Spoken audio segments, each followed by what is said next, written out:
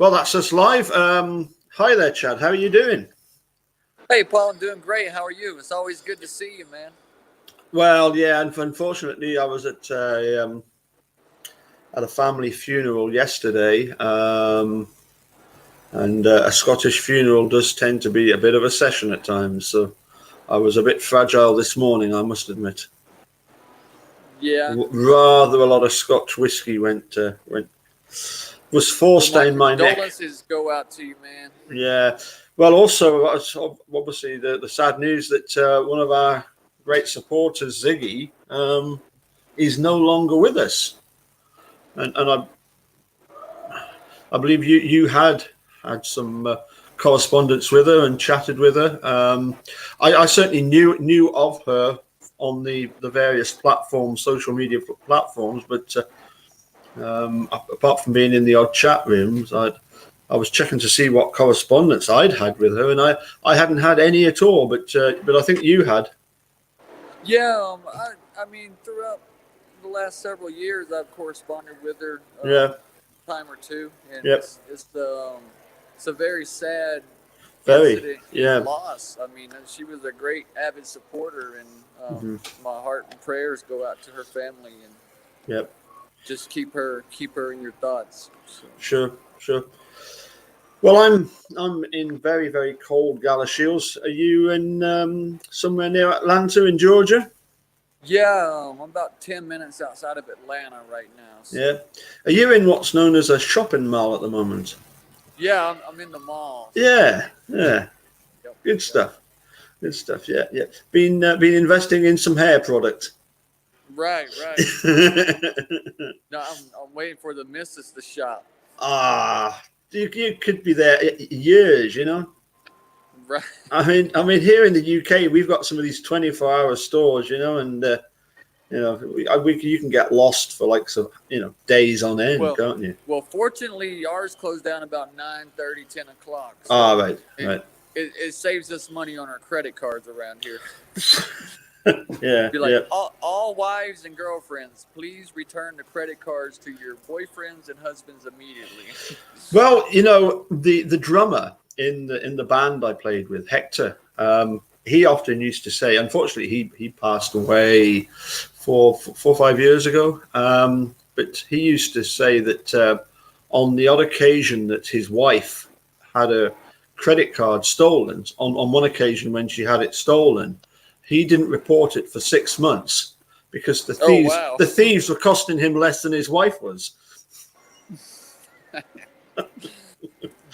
But anyway, I did get the chance to check out some of your chat with the Haunted Media. No, House of Mystery. House of Mystery. Yes, House Al of Mystery. Warren. Yeah, and I believe you were on not long after Mr. Kratz and Mr. Reck had been on. Yeah, they went on mid-October, and me and Al were really great friends. Me and Juan Tesper has been on his shows numerous times. Yeah, so I've listened to a few. I've made a great connection with Al out there. He lives in Washington, but he also has a home in Canada. So he's right there. His radio station plays on an FM channel in Los Angeles. There's a lot of people that tune into him. And so the night that he recorded Ken Kratz, he sends me a message. He's like, "Why does Ken Kratz hate you?" And I'm like, "What are you talking about?" And he's like, "Oh, I had him on the show today, and we were talking about your book." And I'm like, "Oh, did he happen to answer any questions in it?" And he's like, "Nope." And then so Sean Reck was on a couple of days after that, and all right. Oh man, what a couple there. I believe everybody's gonna boycott the convicting a murderer. I mean, I think that's how that's going. Yeah. Well, I'm not too sure. I mean, from what I gather, Sean Reck, he's a reputable sort of guy. You know, I mean, you know, some people refer to Ken Kratz as a straight shooter, and that couldn't possibly. Nothing could be further from the truth. But from what I understand, that Sean Reck is really just wanting to try and present a balanced approach. I think it's interesting that the one clip that he sent us so far to look at, the preview, was with AC Rookie, is that his name? Chatting right. with Kratz, and Kratz doesn't come across as being particularly good in that particular exchange, does he? Well, okay. So the way I heard it on Little Bird on the Wire, Yeah. So if Ken attaches himself to, or if Sean attaches himself to Ken, it's bad publicity from him at the moment. So they're really great friends behind the scenes, but you'll hear Sean saying, that he's like upset with the way Ken did Brendan Dassey and all this. But I think he's trying to steer clear of publicly announcing his friendship with Ken Kratz because he doesn't want people boycotting his film, So that's just the way I understood it from Al. So right, okay, it's interesting, very interesting. So yeah, I mean the thing is, if I was a filmmaker, if I was Sean Reck, I was doing something similar, I would want to try and be very careful about making sure that I come across as a balanced, sort of showing both sides of the story, if you like. Right. Well, let me ask you where the balance is. Well, okay. Yeah. So Sean has been on several support pages and several of the Gilder pages, and he's like, if anybody wants to debate with Ken, it's more than welcome. So I asked Sean to arrange, something with me and Ken, and again, Ken Kratz denies, or he doesn't want to speak, and so then I got Sean to ask Fassbender a list of questions, and then Fassbender wouldn't even answer no questions. So they're highly aware of me, Oh yes. If you recall my when I released Beyond Avery Road in June of 2017, prior to that release, I had talked to Ken Kratz via email, and he was gonna send my book awareness out to Tom Fallon to be aware, and he's getting like murder threats every day, and at this point, but then I got a book that's mentioning the bones, a lot of the legal stuff that Kathleen Zellner filed a couple of weeks ago about the bones going back to the family, and I put that in my book and brought up the same statute code in 2017. But he's like, well, let me make Tom Fallon very aware of your book, and I'm like, well, if there's nothing about it, then why would you make him very aware of my book? So to go straight to the top, to the Assistant Attorney General, I'm very pleased that they won't talk to me. Yeah, Ken Kratz has always come across to me as being somebody that he wants to talk about things on his own personal agenda, and you could ask him all the questions under the sun, and he would fail to answer them, and then he'll come back with a question of his own, and we saw that kind of deflecting when Ryan Foley got hold of him, and he's asking him about the text messages. And he's trying to turn it on Ryan Foley as if somehow Ryan is doing something wrong, even by asking him that question, and taking huge offense at that. And that's just the sort of devious nature that I think Ken Kratz is. He's just, he's just devious. I mean, he's a narcissistic piece of shit. If you want to, I hope I can cuss on your channel. Yeah. I mean, you once said, that in America, lawyer equals liar. I'd like to think that there are one or two honest lawyers out there, but lawyer is just Latin for liar. That's all. Yeah. And I've always found it interesting how a lot of these lawyers, that are either district attorneys or assistant attorneys there, and even likes of the previous Attorney General Brad Schimmel, their next career move is either politics or to become a judge. Yep.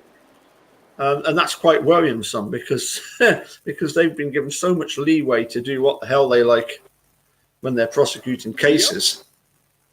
Yep. What thoughts have you got on the not so much the state, given that what the reply is going to be, but the fact that they've been given these 90 days to to do what exactly? Do you think they're needing 90 days for? Well, the extension doesn't surprise me at all. I mean, I basically was discussing with Juan Test Group that they're gonna do file an extension. They're gonna drag it out as much as possible. Right. I still see us going to the next circuit. Right. I mean, I don't think they want to give Stephen Avery another trial in Wisconsin at all. Mm-hmm. So, yeah. I mean, we're gonna have to. I mean, I heard what you were saying about the the fact that you think possibly even the Court of Appeals might even reject Zellner's latest motion. Although I was wondering if maybe the corruption is really rife at the lower level, like your Andrew Sukovich and to me it seemed like Ken the Kratz had written most of the opinions for for Angie Sukovich, but right. I suppose it just depends on how far we think the corruption goes up, Right. Well, Tom Fallon is definitely on damage control, and if Josh Call, being Peg Lautenschlager's son, he's gonna be putting his foot down too to prevent a lot of doors opening for Zellner. Yep. And as I mean, Wisconsin, they, I tried to educate people on. You had mob bosses in Chicago during the time of Prohibition. They fled Chicago and into Wisconsin, and they bought into Wisconsin politics for power and stuff and protection. And so you have a lot of that blood money still running the show right now. And it's all political, and it stinks to high heaven the way that they do things. I mean, it's scary. I mean, they'll ruin your life if you don't jump in on their program. Yeah, it's like do so at your own peril, with the famous words from Tom Fallon. Oh yeah. Yeah, I'm just sharing the link, by the way, for the for the show that you did with okay. Haunted House. Why do I keep saying Haunted House? It's House of Mystery, isn't it? The House of Mystery. Yeah, but there is also another thing called Haunted House, isn't there? That's commented on the case. Am I right? I have no idea at the moment. Right. I got so many links in my head. Yeah. What was also interesting, I'm sure you were talking about this, was if they wanted to actually come up with a proper sort of sensible decision from the state, what they would try and do they would try and allow Brendan and Steve to be released, but only on their terms. Did I pick that up right? I don't think they want to release Stephen Avery on any terms. Sure. I mean, they might come out with the Alfred plea, but I mean, he wouldn't sign it. No. I mean, he's never going to admit to anything he didn't do, and I mean, he's pretty much innocent in my book. I mean, in my opinion, in my research. Yeah. So. Yeah. I mean, I think it just depends on Kathleen Zellner is at the table, playing cards with the state, and it depends what sort of hand she's got, doesn't it? The legal system. I mean, even when you have fair people running, doing all the laws and going by the book, it's still hard to exonerate a person and get out of prison. I mean, you have it's a very hard thing to do in our American judicial system. So when you have everything stacked against you, I mean, it's impossible. It's just that much more impossible, because it's nearly impossible to get out when you are innocent to begin with, and there is no corruption.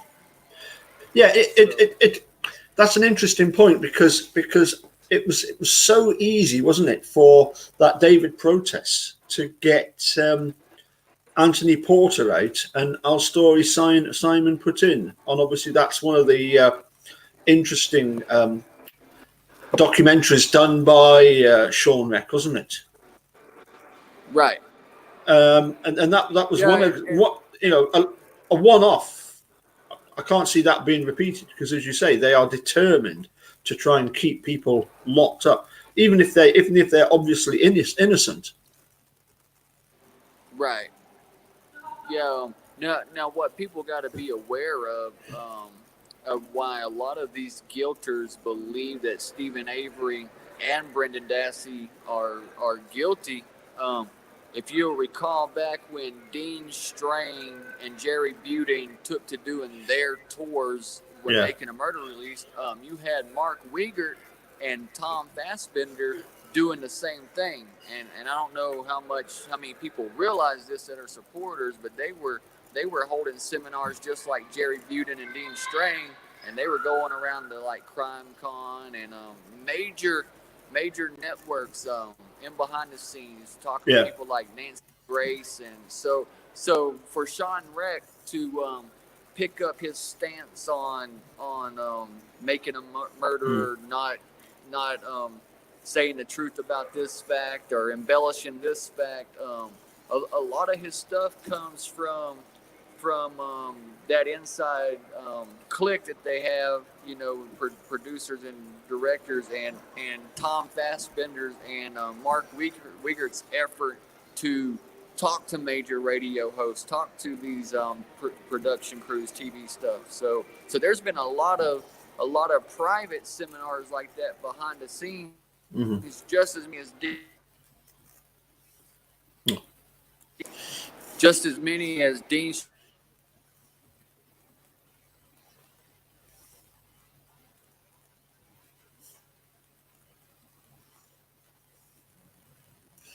I fear that was short and... Oh, no, here he is, back on again.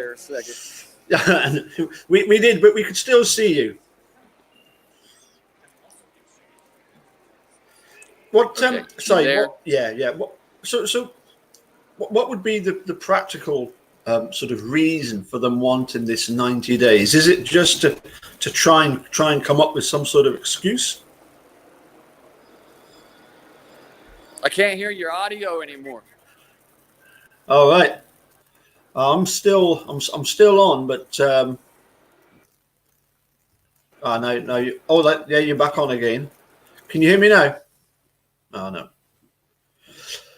Okay, we'll try and get Mr. Keller back at some point, and find out what his thoughts are on what the state need a 90-day extension for. I think. Oh, is he trying to get back on? I see some activity. Oh, there we go. Let me click on his button there. I couldn't see no audio whatsoever. No. The audio. Can you see me now? I can see him. Yeah. I couldn't hear the audio. I had someone call in on my phone, and then it just like scrambled the whole system. So. Oh yeah, it would do. Yeah.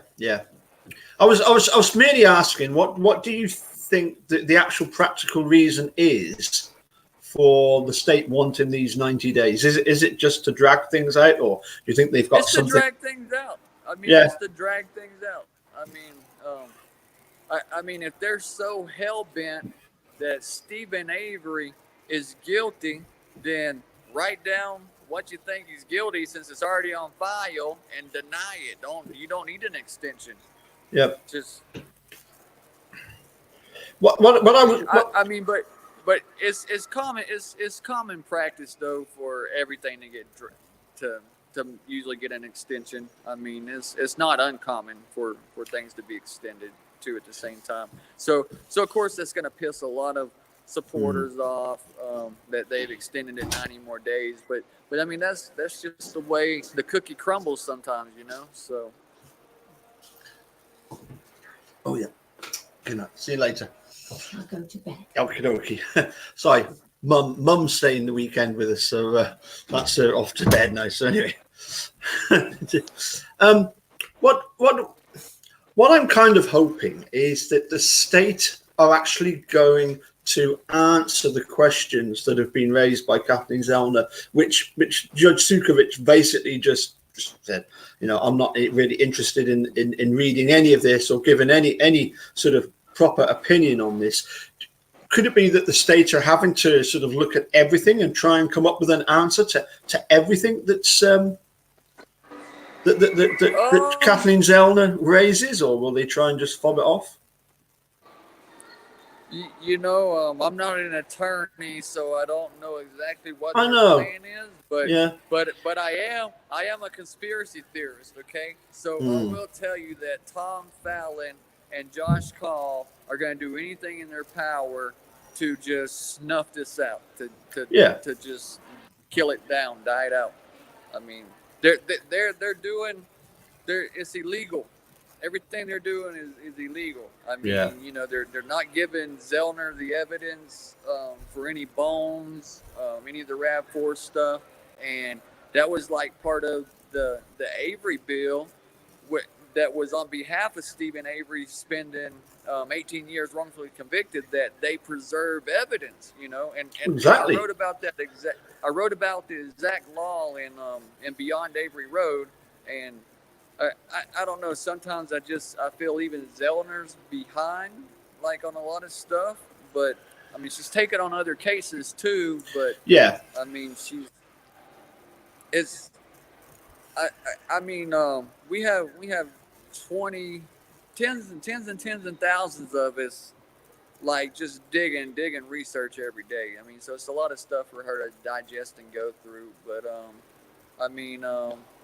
I'm not saying that she's ineffective. I'm just saying that she's got other cases going on, so sometimes it takes a while to get back around to things. Yeah, I mean, would it be fair to say that she cannot just sort of openly say, "I don't trust you. I think you're a bunch of lying bastards," and I'm going to come after you from that angle? She's got to present it from the point of view that, she's already said on Making a Murderer that she says that she thinks that Tom Fallon is a reputable, honest prosecutor. Yeah, I mean, she sat down with Norman Gahn and Tom Fallon in person before, when they were discussing things about the bones. So I'm pretty sure she.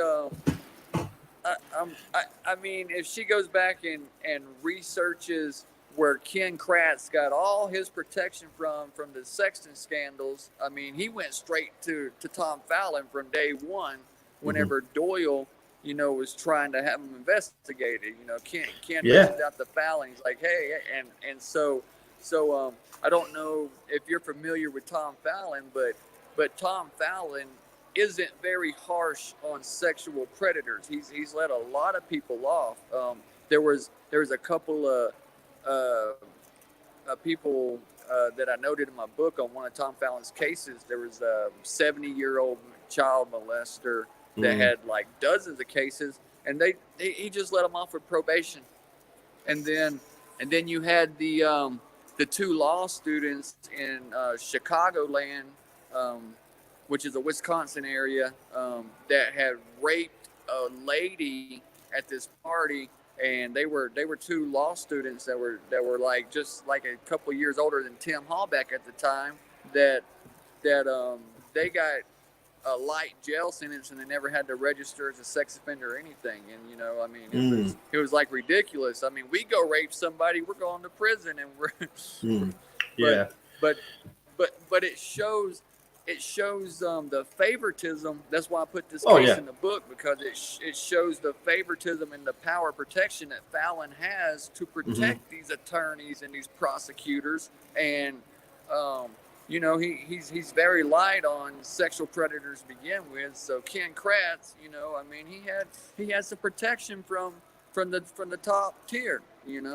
Yeah, I must admit, one of the things I found quite interesting is the fact that that there seems to be possibly certain cliques within the DOJ, because on the one hand, you've got, as you say, Tom Fallon is working directly with Ken Kratz in 2009, 2010 with the various Stephen Avery, Brendan Dassey appeals, and yet Jim Doyle appoints another assistant attorney, right? Attorney General Tom Storm, to actually look at prosecuting Ken Kratz. So it would seem to be as if there are certain factions within the DOJ. Right. Yeah. And there will always exist certain factions in DOJ. Okay, so give you an example.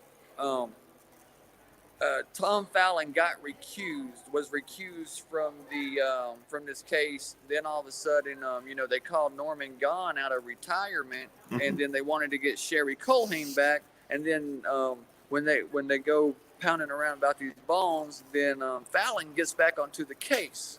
All of a sudden, he's automatically just back on the case. We're like, I remember pounding pavement to get people to focus on Tom Fallon. Like, don't focus on Ken Kratz. Ken Kratz has nothing to do with the post appellant briefs of Stephen Avery right now. Right now, the ball's in Fallon's playground, and that was like whenever Brendan Dassey, when Brad Schimmel, even they stayed Brendan's leaving, and they appealed. They filed an appeal to keep him in prison. Whenever Judge Duffin made a ruling to release him, you have Tom Fallon working. His desk is in the Attorney General's office. Okay, so you got the big desk and the little desk. Okay, but your assistant attorney generals, they're the one doing all the legwork, all the paperwork, and then they just report to the Attorney General and say, hey, this is my investigation. This is what I find to be true.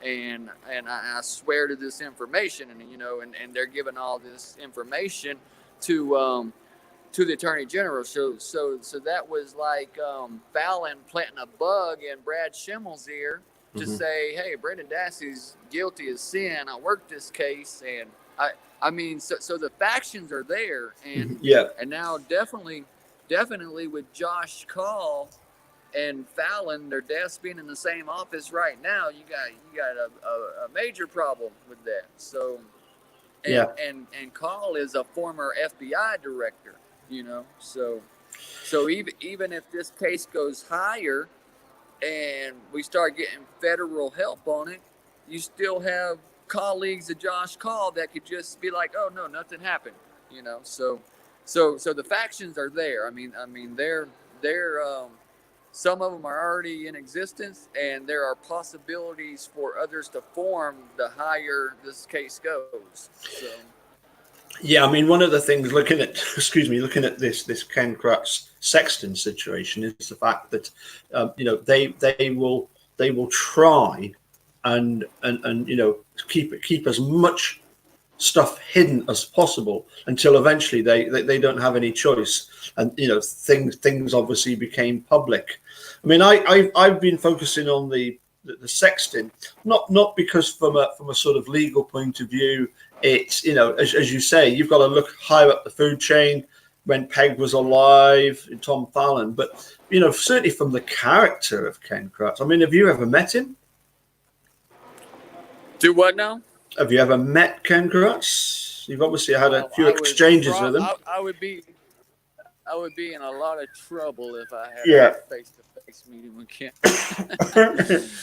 I think a lot of people would. We would outsource our GoFundMe to raise my bail if they would even. Dear. Anyway, are you still shopping? Oh dear, we seem to be having our trouble with Chad. Maybe he's taken another phone call and is trying to find the missus. Okay, well, what we'll do, we'll leave it there, and we'll try and. But I'm having some bad reception at the moment. So. Yeah. Are you trying to find somewhere? You're looking for something, aren't you? Right now, I'm looking for an outlet to plug into. Oh, I see. Right. I think my phone is getting ready to die. Well, listen. Why don't we schedule for sometime over the weekend to have another quick chat? Yeah, if you want, the missus is gonna be through shopping here in a few minutes, anyways. So, I, but yeah, I, I'll tell you. To be honest, I had such a day yesterday. I mean, it was a lot of whiskey, and I am suffering now. This is like hair of the dog. This is to try and keep me going. yeah, Polish lager. I've had some interesting events and incidences and stuff going on myself. They say that Mercury is back in reverse cowgirl right now, so Right. the people call it retrograde. I just call it reverse cowgirl because everybody's getting FUCK'd on the whole Yeah. thing. So, but yeah, let's schedule something for this weekend, and we'll sit down and have a talk of stuff. See what develops between now and then. Yep. Okay, dokie. Well, I hope you get. I hope your other half isn't costing you too much. Yeah, it'll be a setback, but it always is. I understand why most men just go out and order prostitutes because it's cheaper than being married these days.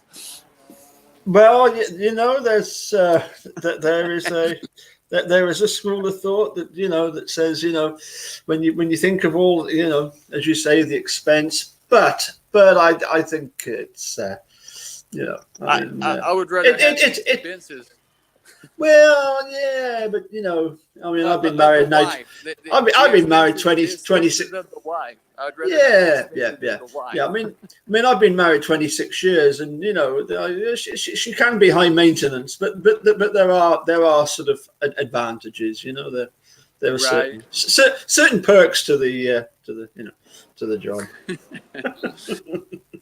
Yeah, look, a couple of dollars will get you a long way. Yeah.